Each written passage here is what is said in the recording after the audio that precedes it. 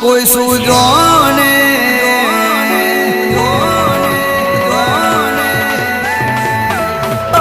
મારી માતાની વાત કોઈ સૂજો ને એ તો આવે વિપત ખરાટોને મારી માતાની વાત કોઈ સૂજો ને એ તો આવે વિપત ખરાટો